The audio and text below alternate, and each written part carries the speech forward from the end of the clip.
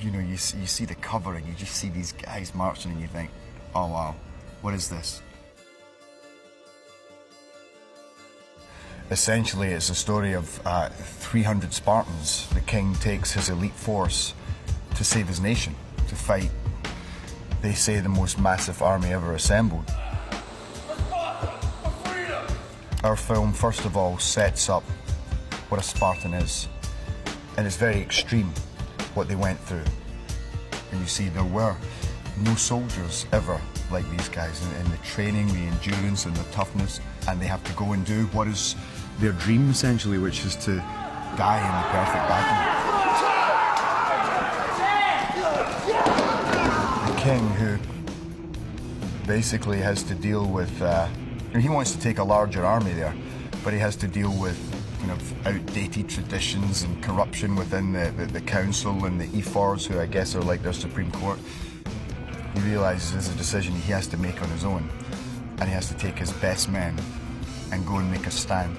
It's not a documentary, it is a kick-ass story full of passion and politics and brutality and so many more things, existing in this kind of hyper-real, beautiful, emotional world.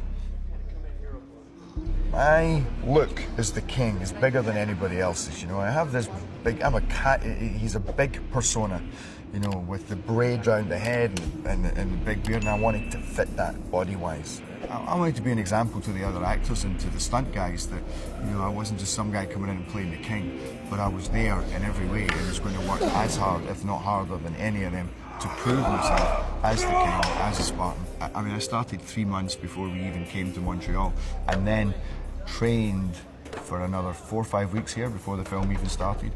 And at some points, I was training 4 hours a day in the gym. I had 2 trainers, 2 separate trainers. I don't know what I was thinking. They have trained their whole lives. There's nothing they wanted more than to be Spartans. That's taken for granted, that's understood. I'm taking my best men. I know these guys are there with me my problem is holding them back. They're like hungry lions just waiting to go. There's certain times I need to give them a pep talk, but it's short and sweet. There's no flowery language used in Sparta.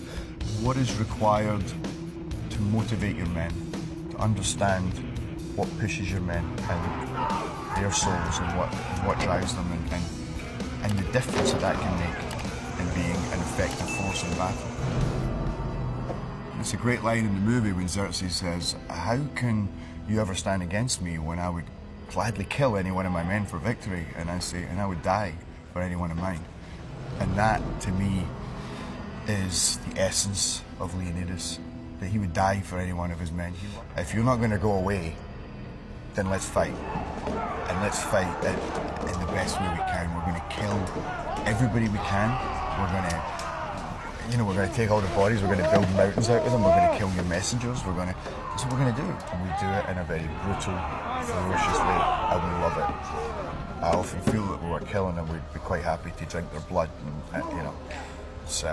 that's me though. I think he's a little crazy as well.